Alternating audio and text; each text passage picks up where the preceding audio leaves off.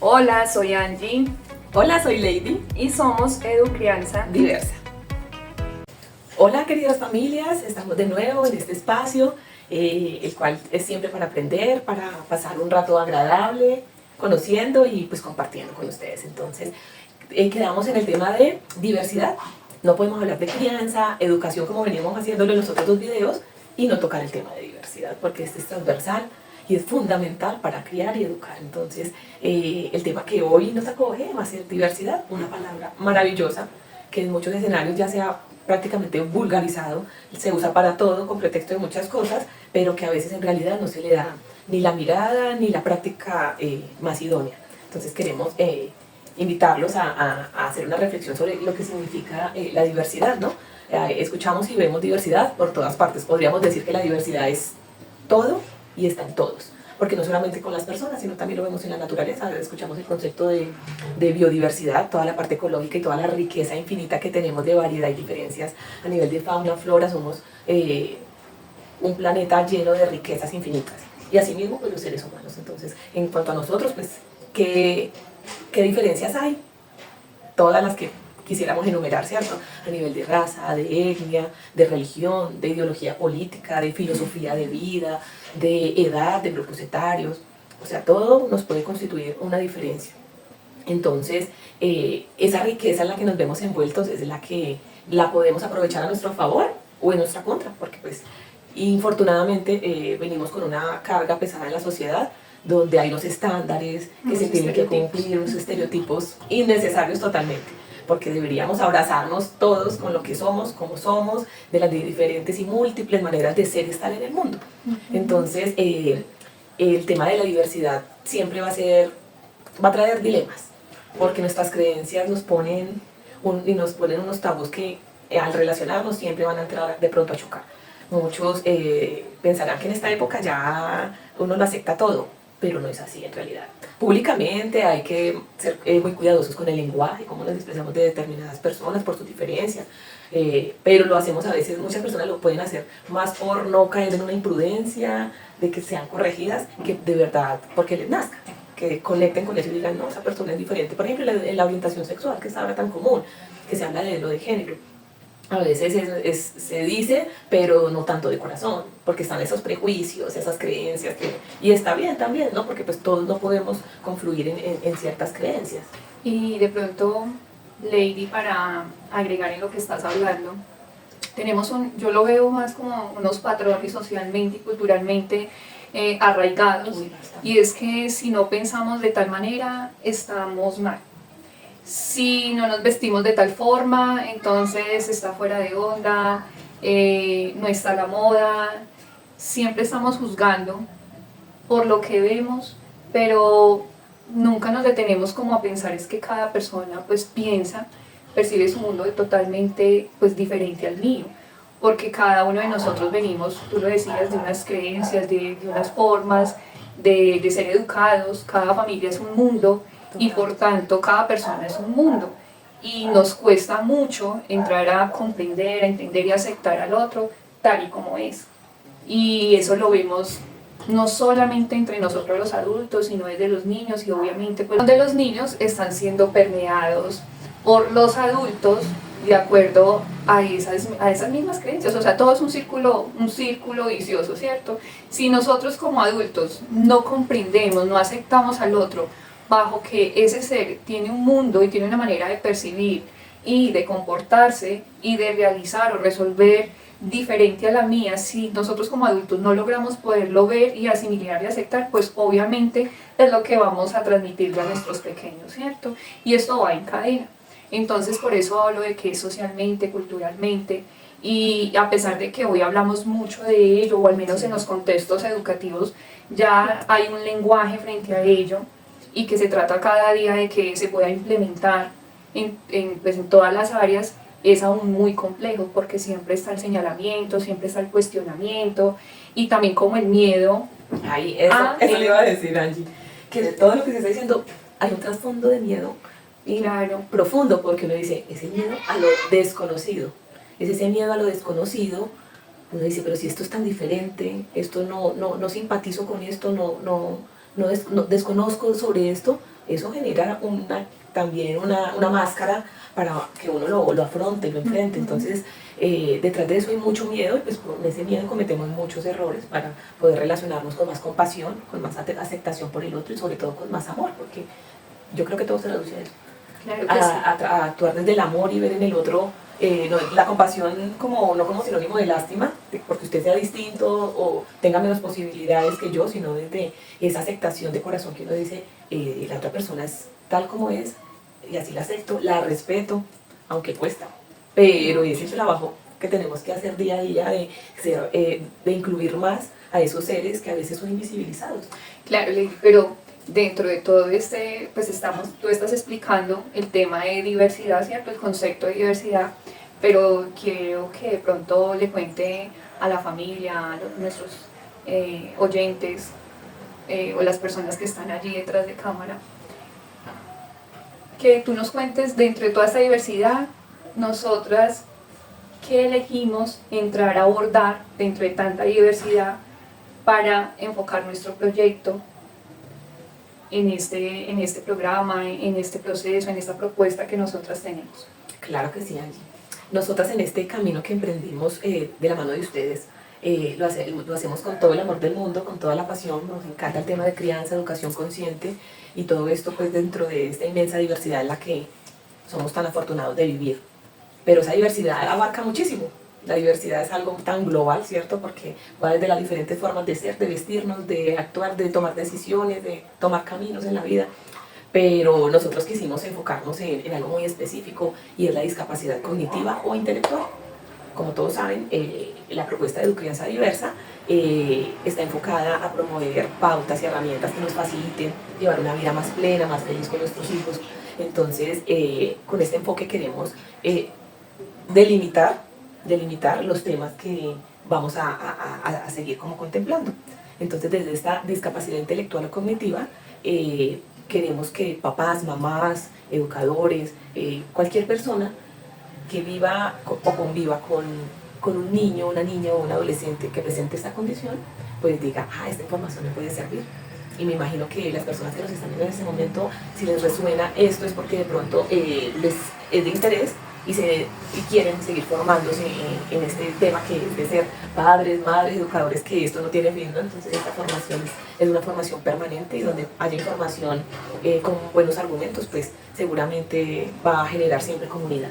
Entonces, Educrianza Diversa, Angie, ¿qué es para ti esa educrianza diversa que estamos construyendo ya desde este enfoque?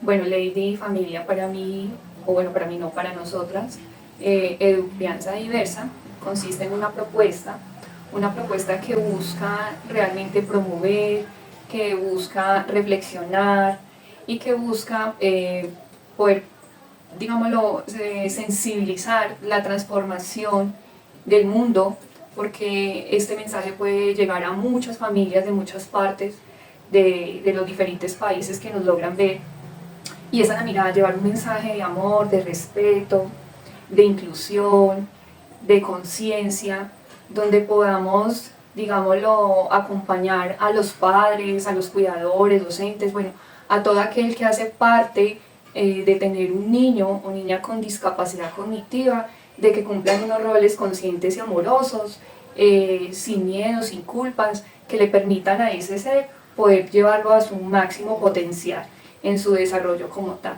Entonces esa es nuestra mirada y eso es lo que queremos pues transmitir a través de estos mensajes, de este video, de esta información, que cada vez que nos encontramos lo hacemos pues con mucho amor y con mucho respeto. Lady, ¿por qué hacer visible la discapacidad intelectual?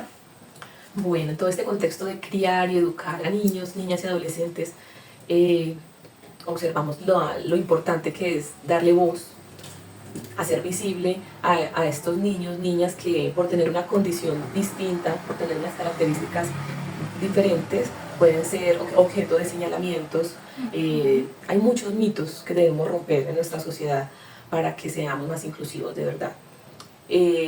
Muchas familias, incluso en la época que nos encontramos, y yo creo que muchos todavía con temor de exponer a los niños a muchos escenarios por miedo a que no cumpla con ciertos estándares, a que no se adapte de la forma como los demás esperan, de que no se relacione de determinada manera. Muchos miedos que a veces llevan a que los niños, niñas y adolescentes se queden muy resguardados. Quiero contar una experiencia, o bueno, una de las experiencias que he tenido en mi trabajo, y es que hay padres de familia que pues dentro de su concepto consideran de que su niño no va a aprender, entonces no buscan los espacios escolares para que ellos puedan socializar, para que ellos puedan aprender, sino que los dejan en casa, simplemente les muestran pues la televisión o la cartilla Nacho, bueno, en fin, se quedan en casa pero enseñándole cosas muy básicas, lo que los padres creen, pero no buscan estos espacios.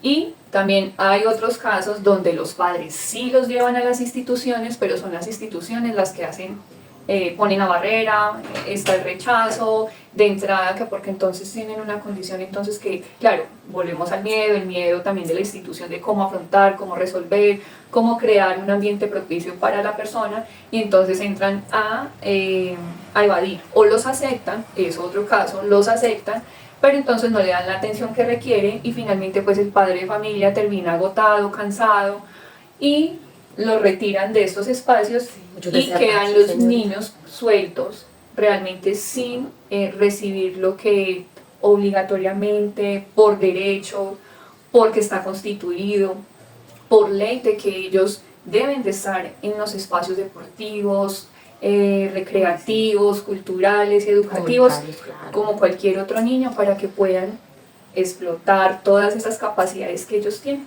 Por eso hacer visible los derechos de los niños es fundamental, porque así padres, madres van a tener recursos también para decir, bueno, ¿cómo adquiero herramientas para gestionar, para reclamar? Porque son cosas que merecemos como ciudadanos, que tenemos acceso, y hay muchísimos programas a los que se pueden acudir, muchas redes de apoyo, cosa que las familias no se sientan solas, porque imagínense en nuestro contexto que hay tantas mujeres, madres solteras.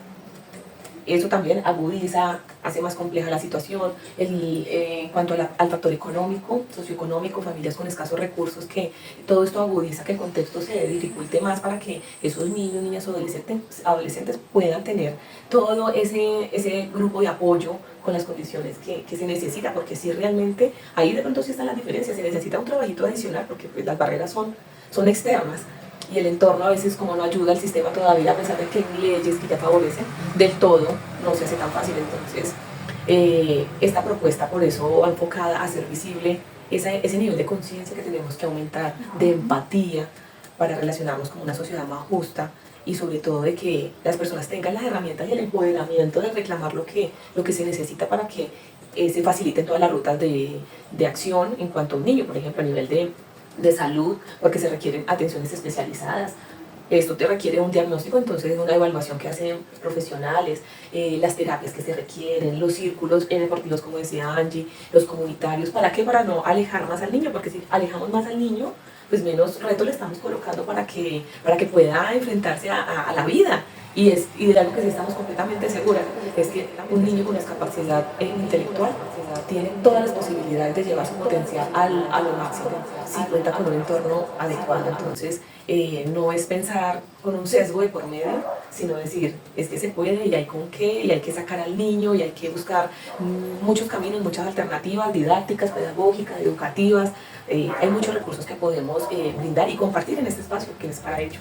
En este sentido, cuéntanos entonces qué debemos entender por discapacidad intelectual. Bueno, es muy importante aclarar este concepto porque muchas veces se preguntan qué es una discapacidad intelectual. ¿Es un diagnóstico? ¿Es un trastorno? ¿Es una enfermedad? ¿Es una condición? ¿Es una etiqueta? O sea, ¿qué es? Claro, hay muchas personas que escuchan la palabra discapacidad y como que uy. Claro, no, obviamente antes de entrar a estudiarlo, a trabajarlo, siempre eso es como cuando nombran el cáncer, entra uno en pánico. Lo mismo pasa con el tema de discapacidad intelectual.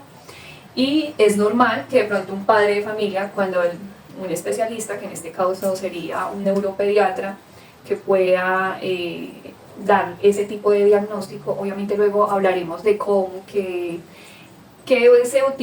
medidas, qué estándares utilizan pues para diagnosticar a un niño con discapacidad intelectual, pero hoy vamos a centrarnos realmente qué es, o sea, qué es dentro de toda esta variedad que nos da susto, pero que realmente no lo sabemos. Entonces, resulta que es un trastorno del neurodesarrollo, que luego ampliaremos también cuáles son los trastornos del neurodesarrollo, ¿cierto? Pero hace parte, sí, son varios, pero hace parte de ello, y anteriormente se conocía con el término de retraso mental. Sin embargo, este término era fuerte, era un término que tenía un estigma social muy fuerte, indeseable, y por tanto se transforma en el tiempo y los profesionales de la salud lo terminan adoptando o lo terminan transformando en discapacidad intelectual. Realmente en los diagnósticos, en las historias clínicas, lo podemos ver como discapacidad intelectual o discapacidad cognitiva, ¿cierto? Y en base a ello, es importante tener en cuenta que una discapacidad intelectual es un niño que tenga capacidades intelectuales por debajo de las esperadas para la edad de un grupo etario. Es decir, de acuerdo a crecimiento y desarrollo, los niños no están cumpliendo esos parámetros, entonces se van quedando, ¿cierto? Y ahí es donde la parte médica entra a remitir para mirar a ver qué está pasando con esa personita. Cuando dices eso, en el caso mío, tenemos que llevar a la niña a sus controles, entonces claro, eso es como una lista de chequeo. Claro. Desde que nacen, entonces uno se asusta, ¿no? Ah, si gatea, no gatea, si gateó a tal edad o no, si balbucea, si habló a determinada edad. Entonces son unos parámetros que a veces lo condicionan mucho a uno para decir, entonces estamos atrasados, entonces ¿a qué horas va a hacerlo? Y comienza también la angustia de uno como papá y como mamá de decir, bueno, vamos a presionar, a estimular más, porque son muy útiles, pero también es algo que viene muy establecido, ¿no? Uno no debería creerse todo el claro, cuento, son ¿no? estandarizados. Sin embargo, digamos lo que hay que mirar no solamente en un contexto, sino en todos los de donde se desempeñe ese niño. Por eso es tan delicado y no se puede entrar a presumir que un padre de familia que porque de pronto no esté dando su niño, de pronto sí lo dé, pero sea un poco más lento, vaya lento, pero no quiere decir que haya un retraso. En este caso podemos hablar de que implica varias áreas. ¿Cuáles son las áreas? Son el razonamiento lógico, el pensamiento abstracto, memoria, atención, percepción, la forma o la capacidad para resolver problemas, la forma o la capacidad que tienen para adaptarse a un entorno y poder resolver las diferentes situaciones que se le presenten a nivel familiar, a nivel social, a nivel personal, en toda esta parte de autonomía, en lenguaje, o sea, es decir, afecta todas las áreas, por eso hablamos de que tienen unas capacidades intelectuales por debajo de la edad esperada. O sea, la que no podría cometer el error de decir, es posible que mi hijo tenga discapacidad intelectual porque tiene dos de las características que acabas de nombrar, por ejemplo, sería algo muy arriesgado. Claro, no se puede y por eso hay que estar en los profesionales adecuados para que lo puedan diagnosticar, porque es a través de pruebas estandarizadas, a través de observación, a través de la historia de gestación, todo el proceso de nacimiento. O sea, hay que mirar muchos factores para poder entrar y dar un diagnóstico de ellos. Sin embargo, es importante diferenciar la discapacidad intelectual con otro tipo de trastorno del aprendizaje o con otro tipo de discapacidad. Fácil, ¿no? Yo creo dentro del lo común, pues, debe ser fácil uno como caer en ese error de decir, ay, pero esto es una discapacidad intelectual o es un TDAH, algún trastorno de atención o cosas que ahorita es muy común, pues ya que se han hecho muy visibles muchos diagnósticos de los niños, un niño autista o con síndrome de Down. Entonces, encasillar a una persona así de una vez en discapacidad intelectual. Lo importante aquí que estamos, la información que estamos brindando en este momento es con el ánimo de que puedan ser conscientes que no es una sola característica o un solo patrón, sino que pueden haber varios. Normalmente somos muy genuinos en decir las cosas. Por ejemplo, he escuchado mucho, aunque me salgo del contexto con lo intelectual, pero suele pasar, y lo escucho mucho, es que cuando un niño es tan activo y tan inquieto, entonces ya están hablando de que este niño es hiperactivo. Y ni siquiera hiperactivo, están hablando de imperactivo. Entonces, se suele mucho aludir, el común denominador de los adultos suelen aludir a que un niño tiene un trastorno y realmente pues no se sabe. O sea, esto es de mucho respeto, de mucha tacto, y hay que buscar a las profesionales. De hecho, por eso estoy hablando de que dentro del crecimiento y desarrollo cuando los llevan a sus controles y de pronto la parte médica llega a ver de que no están cumpliendo algunos parámetros y entran a preguntarle a los padres, pues ellos por eso entran a hacer una remisión. Si en el caso es que llegan a las instituciones educativas y se empiezan a ver ciertas diferencias dentro del entorno, dentro del grupo, pues inmediatamente se entra a remitir precisamente para evitar caer en estos errores. Entonces, cuando hablamos de que sí, realmente hay un diagnóstico de discapacidad intelectual, hay que hacer unas adaptaciones en el entorno familiar, en el entorno educativo y en el entorno familiar para que realmente esa personita se pueda desarrollar con todo su potencial. Ahora es la pregunta que muchos se hacen. Entonces, una persona con discapacidad intelectual sí puede aprender, o es que eso quedan bruticos, como dicen muchos. No, claro, una persona con discapacidad intelectual aprende, no es que pueda aprender, aprende. Lo que pasa es que va a un ritmo, a un estilo totalmente diferente al que uno espera para la edad determinada. Todos tenemos unos estilos de aprender muy diferentes. Algunos somos visuales, otros somos auditivos, otros somos kinestésicos, algunos somos muy hábiles para algo, algunos muy lentos para otra. Esa es nuestra manera de aprender, no todos somos iguales, ¿sí? Independientemente tengamos una discapacidad o no, todos vamos a unos ritmos muy diferentes y para llegar a una meta nos tenemos que dar el tiempo y respetar esas pausas que tenemos. Es cierto. Ahorita Angie, cuando mencionaba lo de las adaptaciones familiares y escolares, pensaba en cómo a veces uno también suele discriminar. Entonces, si tengo dos hijos y el uno tiene discapacidad intelectual y el otro no, entonces ¿lo tengo que tratar diferente? No, en realidad, como papás, como educadores, o sea, el trato basado en el respeto, en creer en ellos de que pueden lograr lo que se propongan, es de ponerle límites, porque es a la hora. Entonces como el niño tiene una discapacidad, va a un ritmo un poco distinto, entonces tengo que permitirle todo. Ay, pobrecito el niño, porque entonces no puede con esto. O sea, a veces ni siquiera les damos la posibilidad, sino que decimos, no, es que no va a poder, no, qué pecado. Entonces, lo que pasa es que ahí hablamos mucho en términos de autonomía. A los niños hay que llevarlos a ser autónomos, lo que tú dices es muy cierto. Lo que pasa es que ahí, volvemos al tema, hay mucho miedo detrás de ello cuando se habla de una discapacidad intelectual.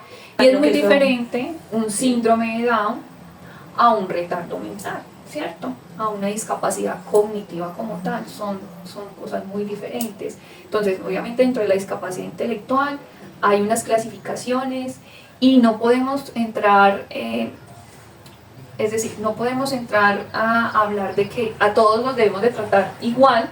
Obviamente sí, hay que tener unas consideraciones, pero lo que dice Ley es muy cierto, o sea, es decir, dentro de la educación que le estamos dando a nuestros hijos es vital el tema de los valores, el tema de la autonomía que cuesta tanto, porque los padres entonces muchos entran es hacer todo, porque él no puede, porque es que él todavía no es capaz, y debemos de entender de que sí es capaz, solamente que él lo va a lograr en un tiempo prudente en comparación a su otro hijo. Por el tema de las expectativas que hemos tocado en los videos, ¿no? Uno de papá quiere que lo hagan al ritmo de pero hay que enseñarles, es decir, no podemos entrar a hacerles, a cargarlos, a ser permisivos con ellos, porque finalmente le estamos haciendo un daño.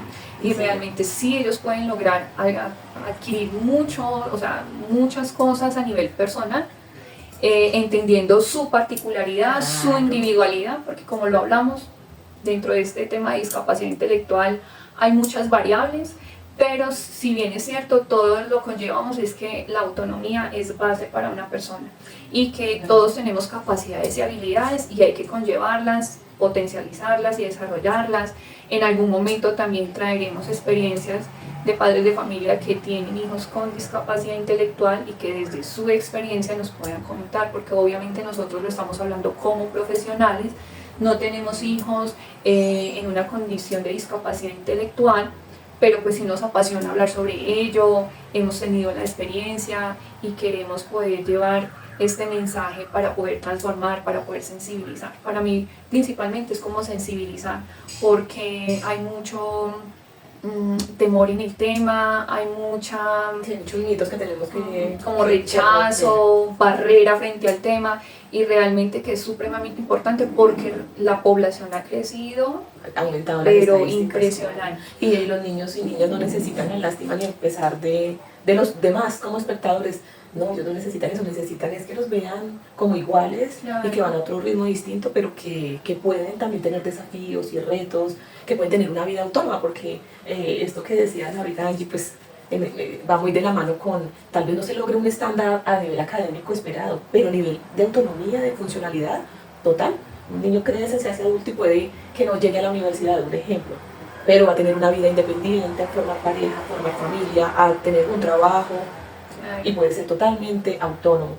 Es muy simpático porque cuando se habla con los padres de familia que tienen pues una persona con condición de discapacidad, entonces obviamente en sus miedos y en sus barreras, entonces dicen, pero ¿cómo así? Es que ellos que van a llegar a estudiar, ellos no van a poder hacer nada, ellos siempre van a estar es conmigo. Y obviamente, claro que sí pueden llegar, de hecho hay empresas que tienen los espacios para las personas con discapacidad y obviamente esto les favorece a ellos, o sea, hay leyes que amparan. Lo que pasa es que se desconoce sobre el tema y pues por ello uno como que omite y no ve más allá. Pero pues esta es nuestra intención de poder compartir, de que sí hay posibilidades, de que sí hay leyes, al menos hablamos de las colombianas. Ya en otros países pues uno ya tendría que entrar a revisar cuáles son las leyes, los decretos que amparan a las personas con discapacidad intelectual, pero en la nuestra sí la hay para todos los sectores, entonces es muy importante tener ello en cuenta. Perfecto, Angie. En este sentido, ¿qué recomendaciones podríamos compartir para hacer el cierre de este encuentro?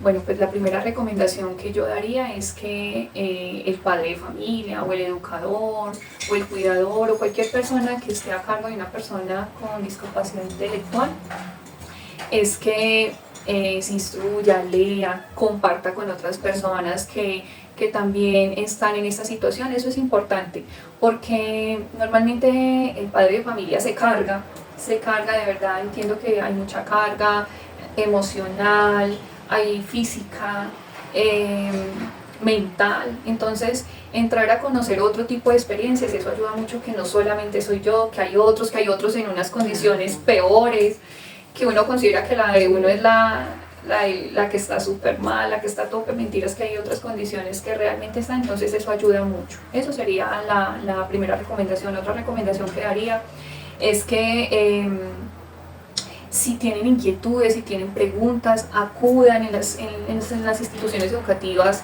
Hay orientadores que los pueden ayudar, hay profesionales de apoyo, docentes de apoyo, o si bien es el caso por la parte de salud, entonces con psicólogo para que pueda ayudarlo en esas dudas, en esas inquietudes o en esas cargas que tienes. Eso es muy importante. No quedarse callados, sino alzar la mano, buscar la forma de poder buscar esas herramientas o esas personas que requieren para que les puedan pues, como apoyar en ese proceso. Perfecto, yo creo que con esto podríamos entonces cerrar el día de hoy, recordando después la invitación que este es un espacio abierto para interactuar, para escuchar sus comentarios y en el transporte colectivo la idea es poder seguir enriqueciendo con información de mucho valor para los que queremos estar en este proceso continuo y autodidacta de aprender para dar lo mejor a nuestros hijos. Entonces los esperamos en un próximo encuentro, que estén muy bien, chao.